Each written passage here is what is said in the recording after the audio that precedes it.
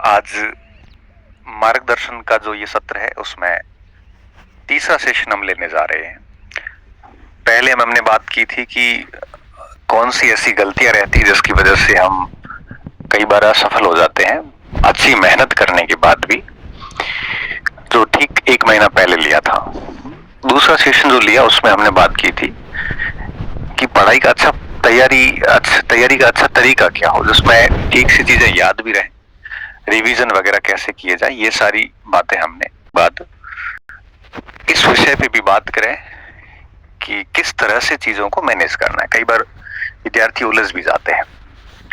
आज की जो हमारी वार्ता रहेगी उसमें मैं बात करूंगा कि एक विद्यार्थी का क्या शेड्यूल होना चाहिए, उसका टाइम टेबल क्या होना चाहिए, एक अच्छा टाइम टेबल क्या हो सकता है, क्या करना चाहिए क्या नहीं करना चाहिए। दोनों बातें आप सुनना अच्छे से, और उसके बाद में आप अपने जो टाइम टेबल जिसमें आप चल रहे हो अभी, उसमें कहीं भी आपको लगे कि ये बातें ठीक है तो उसको चेंज कर लेना थोड़ा सा। और अगर आपको लगे कि आप ऐसे ही चल रहे हैं, बढ़िया चल रहे हैं, तो कोई दिक्कत नहीं है। देखो, ये मेरे अनुभव के आधार पे मैं बात करूंगा कि देखो, टाइम टेबल के मामले में एक्सपीरियंस बहुत मैटर करता है। हर व्यक्ति अलग अलग होता है, सबकी अलग अलग क्षमताएं होती है, सबके अलग अलग टाइम टेबल होते हैं। तो मैं आपके टाइम टेबल छेड़छाड़ नहीं करूंगा, परंतु मैं मेरे अनुभव से बताऊंगा कि क्या करना चाहिए क्या नहीं करना चाहिए, ताकि आप अपने टाइम टेबल को थोड़ा संशोधित कर सकें। कई बार कई बच्चे टाइम टेबल बना भी नहीं पाते। शेड्यूल होना क्या चाहिए, तो आज की जो हमारी वार्ता है बेसिकली उसमें हम बात कर रहे हैं कि एक स्टूडेंट का शेड्यूल क्या हो। ठीक है, तो छोटा कर दो बोले। एक शेड्यूल क्या होना चाहिए उस पे हम बात करेंगे बिना कोई समय खराब किए हुए। सबसे पहली चीज, शेड्यूल ऐसा हो। अच्छा, शेड्यूल होता क्या है? शेड्यूल का मतलब होता है कि सुबह से शाम तक का आपकी दिनचर्या। शेड्यूल का मतलब होता है कि आप किस परीक्षा को टारगेट लेके किस तरह से प्रिपरेशन कर रहे हो, कौन से विषयों को पढ़ रहे हो, कैसे पढ़ रहे हो, ये पूरी की पूरी जो एक व्यवस्था होती है उसको हम शेड्यूल बोलते हैं। जैसे मैं तैयारी करूं मान लो किसी परीक्षा की, उस परीक्षा को 1 महीना या 8 महीने या 10 महीने शेष हो, तो मैं उस परीक्षा की तैयारी के लिए सुबह से शाम तक कैसे मैनेज करता हूँ खुद को कि लास्ट तक 4-5 बार सिलेबस हो जाए, अच्छा रिवीजन हो जाए, अच्छी प्रैक्टिस हो जाए। बिना शेड्यूल के व्यक्ति अपनी शक्तियों का, अपनी क्षमताओं का भरपूर उपयोग कभी नहीं ले सकता। आपका शेड्यूल होना बहुत ज्यादा जरूरी है। ये टाइम को इतना बढ़िया मैनेज कर लेता है कि आप जितना कर सकते हो उससे अधिक कर पाते हो, और अगर आप शेड्यूल नहीं है तो जितना आप कर सकते थे उससे कहीं कम कर पाते हैं। शेड्यूल होना बहुत जरूरी होता है, उसके बिना हम अस्त व्यस्त हो जाते हैं, और अस्त व्यस्त व्यक्ति कोई भी काम नहीं कर पाता। वो श्रीलाल शुक्ल लिखते हैं राग दरबारी में शायद, कि मेरे पास इतने अधिक काम है कि एक भी काम नहीं हो रहा है।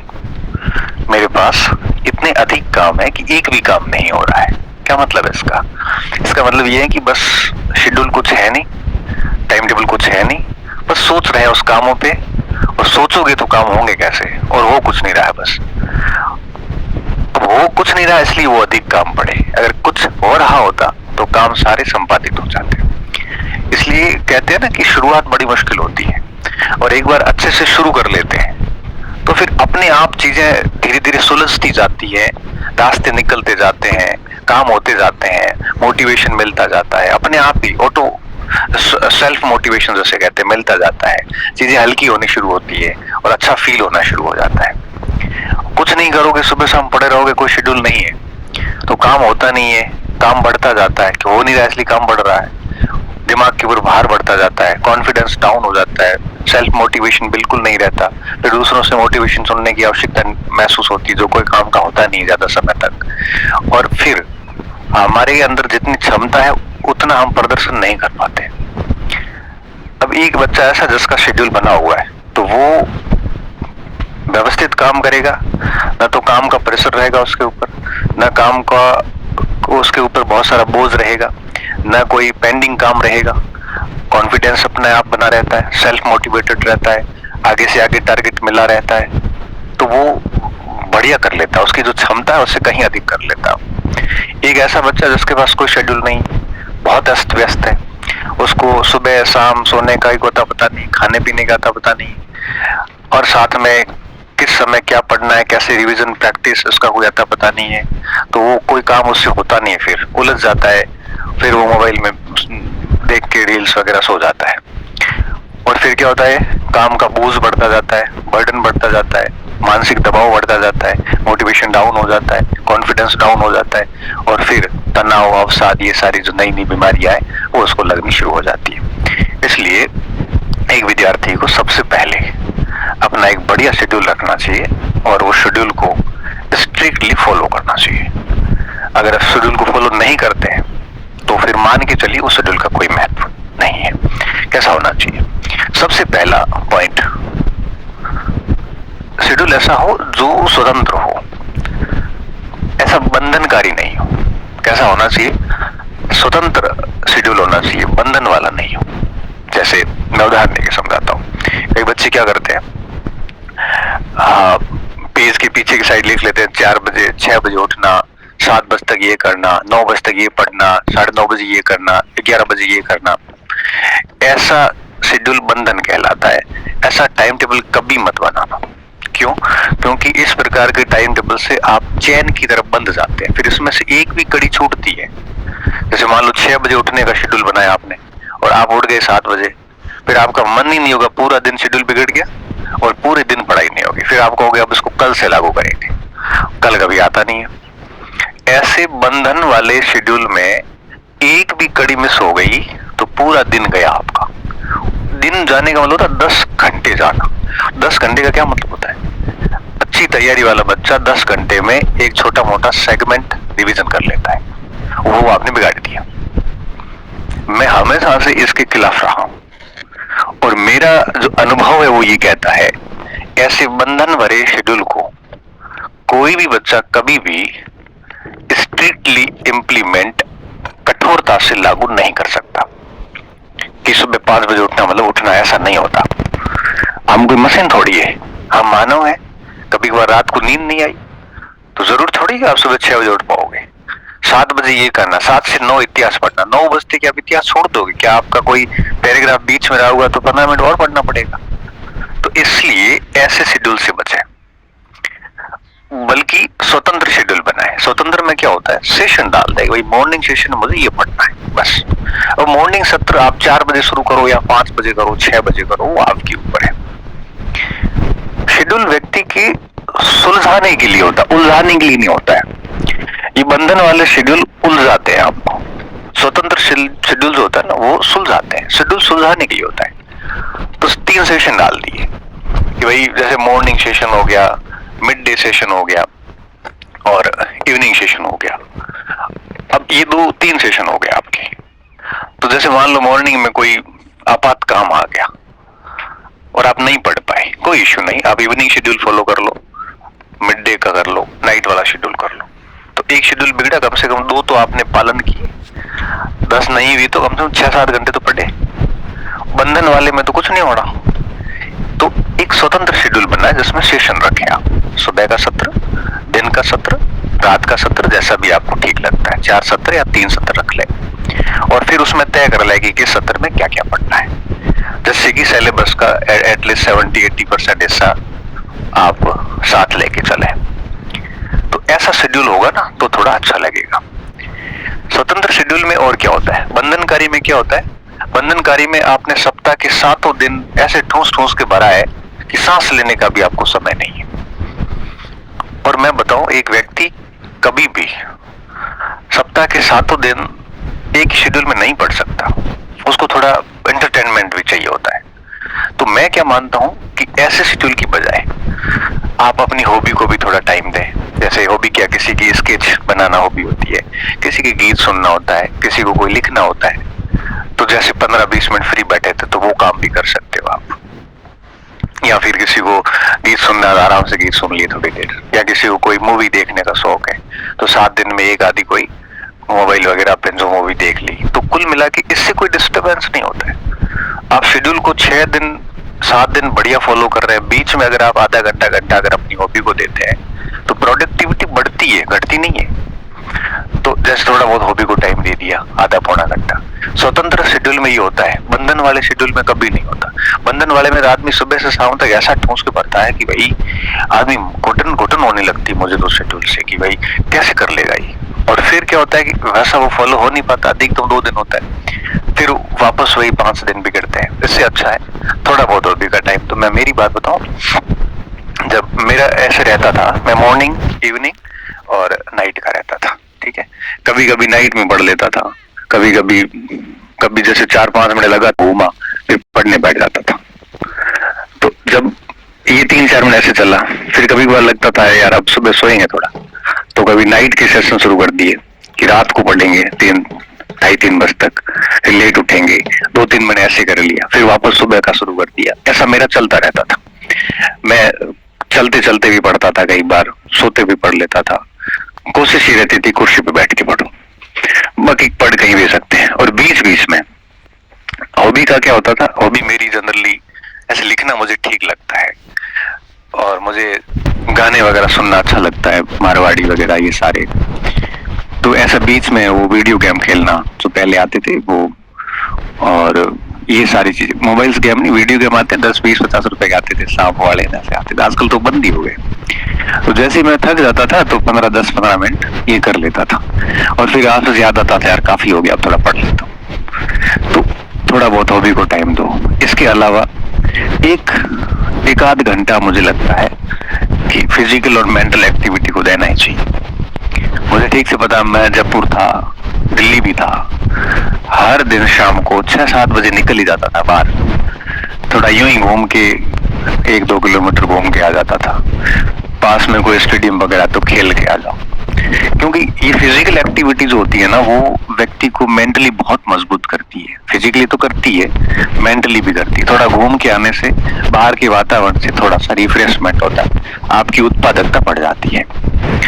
तो मुझे लगता है कि अगर आप दिन भर के अंदर, जैसे 24 घंटे हैं, तो 24 घंटे में जैसे आपने 8-10 घंटे बढ़िया रेस्ट कर ली, है ना, जैसे 10 घंटे रेस्ट कर ली बढ़िया, 1-2 घंटे कोई काम कर लिए, तो 12 घंटे गए, पीछे 12 बचे।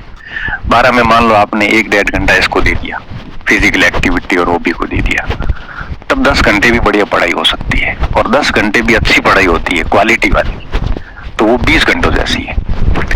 इसलिए अब आपको कई बच्चों को हंसी भी आ रही होगी कि सर इतना टाइम कहाँ मिलता है। देखो, टाइम सबके पास समान होता है, आप उलझे हुए इसलिए आपको इन चीजों के लिए टाइम नहीं मिलता। अगर आप सुलझे हुए होते तो दिक्कत नहीं है। अपना टाइम कहाँ जाता है, अपना टाइम मोबाइल में चला जाता है, क्योंकि हमारा स्क्रीन टाइम है 5-6 घंटे। चलो, जो ऑनलाइन क्लास लेते हैं उनको छोड़ो आप, अगर आपकी ऑनलाइन कोई क्लास नहीं है, फिर भी आपका अगर स्क्रीन टाइम के कई एप्लीकेशन है आपको मोबाइल में देखना, कभी मुझे लगता है 4 घंटे से सब ऊपर है, 4 से 7 के बीच में, कहीं तो 12-12 घंटे हैं। एक दिन एक बच्चे का कमेंट था कि सर क्लासेस दिन में 10-10 घंटे मोटिवेशन सुनता हूँ। हो गया, मैंने कहा तेरा काम तो पक्का। अब 4 से 7 घंटे अगर आपका स्क्रीन टाइम है, तो अब आप दो सोचो कि 10-12 घंटे काम, भाई सोना करना, छोटे मोटे काम वगैरह करो, ये तो 10-12 घंटे दिए गए, पीछे 12 घंटे बचे पढ़ने के लिए। 12 में से आपने 5-6 घंटे यहाँ दे दिए, अब पीछे 5-6 बचे पढ़ने के लिए, 5-6 वो वहां यूज करें या हॉबी को और इनको टाइम दें, पॉसिबल ही नहीं। तो इसके लिए एक सेक्रीफाइस करना पड़ेगा, त्याग करना पड़ेगा, वो त्याग सिर्फ और सिर्फ मोबाइल का होगा। अब मोबाइल की स्क्रीन टाइम आप घटा के लेस देन 1 आवर कर दो, 1 घंटे से कम मोबाइल का स्क्रीन टाइम कर दो। हाँ, क्लासेस वगैरह देखते हैं वो अलग इश्यू है, उसका टाइमिंग इस 1 घंटे में काउंट मत करो आप। उस 1 घंटे में आप रील्स देखना चाहते हो तो वो देख लो, 1 घंटे में कोई किसी का स्पीच सुनना चाहते तो वो सुन लो, 1 आधे घंटे में आपको जो भी कुछ करना है मोबाइल में 1 घंटे आप कर लो, ये बाउंडेड कर लो, स्ट्रिक्टली कर लो। तो 1 घंटे अगर मोबाइल को आप देते हो, अब देखो दूर तो नहीं हो सकते, सही बात तो बता रहा हूँ मैं, कुछ भी कह लूं मोबाइल से आप दूर नहीं जा सकते, और 1 घंटा अगर आप कर लोगे तो कोई दिक्कत वाली बात नहीं है। और इस तरह से सेट करो उसको, तो 1-आध घंटा आपने, जैसे सुबह या शाम के समय थोड़ा घूम के आ गए, कम से कम 30 मिनट आप घूम के आ गए, और 30 मिनट आपने हॉबी को टाइम दिया, 1 घंटा टाइम तो इन दोनों को दो ही दो आप। इससे मेंटली रिफ्रेशमेंट रहता है। व्यक्ति जब पैदल चलता है ना तो मन से बहुत सारी बातें करता है, और मन से जब बातें करता है तो वो बहुत सारी चीजें चिंतन करता है, तैयारी को लेके भी चिंता करता है, चिंतन भी करता है, भविष्य को सोचता है। तो इस तरह से जब भी मैं खुद आज भी वॉक करता हूँ शाम को खाना खाने के बाद में, आज मैं बाहर निकलता हूँ और एटलीस्ट 40-45 मिनट में घूम लेता हूँ 9-10 बजे के आसपास, और उस समय मैं दिन भर के जो कॉल्स होते हैं उनसे भी बात कर लेता हूँ। आज भी उन 40-45 मिनट में मेरे मस्तिष्क में सब कुछ चल रहा होता है कि कल क्या करना है, आगे क्या प्लानिंग करनी है, किस चीज को कैसे मैनेज करना है, ये सारी बातें जो होती है ये सारी मैं उन चीजों में सोच लेता हूँ। तो क्या अच्छा जब शेड्यूल बन जाता है ना, तो अब जब आप इन सब चीजों में अपना टाइम दोगे, मोबाइल को 1 घंटा या उससे कम यूज करते हैं, तो क्या है आपका टाइम अननेसेसरी कामों में जो जा रहा है वो बच जाता है, निरर्थक कामों में, और वो टाइम क्वालिटी टाइम हो जाता है। आप अच्छी जगह उन टाइम को लगाना शुरू कर देते हैं। इससे क्या होता है कि एटलीस्ट यूं कहिए कि आप शेड्यूल में बने रहते हैं, आपका आत्मविश्वास बढ़िया रहता है, आपको हर दिन पता होता है कि कल क्या करना है, आज क्या करना है। फिर आपको न तो किसी मोटिवेशन की आवश्यकता रहेगी, आपकी नियमितता कंटिन्यू बनी रहेगी, और साथ साथ में अगर आप शेड्यूल को कंटिन्यू फॉलो करते हैं तो फालतू के लोग भी आपके जीवन से अपने आप दूर चले जाएंगे। क्यों जाएंगे? क्योंकि देखो आप टाइम मोबाइल से दे नहीं पाओगे, भौतिक रूप से आप टाइम दे नहीं पाओगे। क्यों? क्योंकि 8-10 घंटे तो आपको एटलीस्ट टेस्ट करनी पड़ेगी, और 8-10 घंटे पढ़ाई हो जाती है, 1-2 घंटे आप इसको टाइम दोगे तो फिर टाइम बचेगा नहीं। तो फालतू लोग हट जाएंगे, और जो बहुत अच्छे लोग हैं वो आपसे जुड़े रहेंगे, क्योंकि अच्छे लोगों को आपसे हमें हर दिन टाइम चाहिए भी नहीं होता है, उनको तो केवल तभी चाहिए होता है जब उनको जरूरत होती है, या आपको उनकी जरूरत होती है तब वो आपको टाइम दे देते हैं। और मुझे लगता है कॉन्टेक्ट लिस्ट जितनी छोटी होती है उतनी प्रभावी होती है। और ये बात आपको कब एहसास होगा? जब कभी आप संकट में आएंगे, उस दिन आपको पता चलेगा कि लंबी कॉन्टेक्ट लिस्ट के फायदे नहीं है। काम के समय कोई फोन नहीं उठाएगा आपका, ना मैसेज का रिस्पॉन्स आएगा, बातें भली बड़ी बड़ी कर लें मोटी मोटी, लेकिन जब जरूरत पड़ेगी तब 2-4 लोग काम आने वाले। मुझे लगता है कि वो 2-4 लोग ही आपकी कॉन्टेक्ट लिस्ट में होने चाहिए, बाकी ना हो सारे। मस्त रहिए, जीवन सरल रखिए, कम लोग साथ में रखिए, अच्छे रखिए। तो मैं क्या आजमाता रहता हूँ इन चीजों को, मेरे पर आते रहते हैं संकट, तब मैं कई साथियों को आजमाता हूँ, कई औकात दिखा देते हैं, कई काम आ जाते हैं, काम आते हैं उनकी लिस्ट रखता हूँ, औकात वालों को हटा देता हूँ, ताकि फिर आगे भविष्य में ध्यान तो रखूं, गलत फहमी में तो ना रहूं कि मेरे साथ इतने बड़े बड़े लोग कोई नहीं होता, बहुत कम लोग आपके साथ होते हैं। तो कम से कम जब आप ऐसे शेड्यूल को फॉलो करोगे तो निश्चित तौर पे आप ऐसे सारा फालतू लोग आपके जीवन से हट जाएंगे। फिर आपका ध्यान केवल पढ़ाई पे, आपकी हॉबी पे, थोड़ा बहुत मोबाइल पे और अपने टारगेट को लेके रहेगा। फालतू चीजें अपने आप ये प्रैक्टिस करना, एटलीस्ट बेसिक 21 दिन कोशिश करना इसको फॉलो करने की, निश्चित तौर पे आप करोगे। अच्छा, इसको कहीं लिखने की जरूरत नहीं है, टाइम टेबल कहीं पर भी लिखने की जरूरत नहीं है, ये दिमाग में होना चाहिए बस, क्योंकि लिखे हुए टाइम टेबल काम नहीं करते। तो दिमाग में होते हैं, दिल में होते हैं ना, वो टाइम टेबल अक्सर काम करते हैं। जैसे मुझे इस समय ये करना है, ये करना है, वो करना है, आपको पता होना चाहिए आपका। जैसे अब मैं मेरी बात बताता हूँ, मेरा कोई टाइम टेबल लिखा हुआ नहीं है, शेड्यूल लिखा हुआ नहीं, आज तक नहीं लिखा। मैंने पहले लिखता था, कॉलेज लाइफ में ये बंधन वाले लिखता था। अभी मैं बताऊं, सुबह 5:30-6 बजे उठ गया, मुझे पता है, मुझे मेरी अपने आप नींद खुल जाती है। उठ गया, उठने के बाद में थोड़ा 15-20 मिनट में बाहर वॉक करता हूँ। उठते मैंने टैबलेट ले ली, मेरी लेनी पड़ती मुझे, फिर कुछ खा लिया, थोड़ा बहुत घूम लिया, उसके बाद में लगभग 7-1 बजते की प्रक्रिया रहती, घंटा भर, फिर मैं 2 घंटे बढ़िया पढ़ लेता हूँ। 9 बजे पढ़ लिया, 9 बजते मैं उठ के कॉलेज की तैयारी शुरू करता हूँ। नहाया धोया, खाना खाया अच्छे से, खा के, और 9:40 तक मैं घर से निकल जाता हूँ। 10 बजते मेरी कॉलेज में क्लास होती है, एग्जैक्ट 10 बजते पहुंच जाता हूँ। 10 से 11 क्लास हुई, फिर क्लासें ली, कॉलेज के सारे काम निपटाए। अब ये मुझे पता है मुझे किस समय क्या करना है। फिर वापस आगे की दिनचर्या पूरी फिक्स रहती, कोचिंग चला गया, वहां पे कुछ काम जाए, जिम्मेदारी वो कर ली। फिर उसके बाद में जैसे फ्री हुआ, घर चला गया, खाना खाया, फिर वही 40-45 मिनट की वॉक, पैर थक गए, शाम को खेलने चले जाओ, आधा घंटा चले जाता हूँ। आज भी टाइम मिलता है तो हॉस्टल चला जाता हूँ वॉलीबॉल खेलने के लिए। थक गया, सो गया, और बीच में टाइम मिलता है तो मोबाइल देखता हूँ, मैसेज की रिस्पॉन्स कर देता हूँ, जरूरी लगते हैं वो।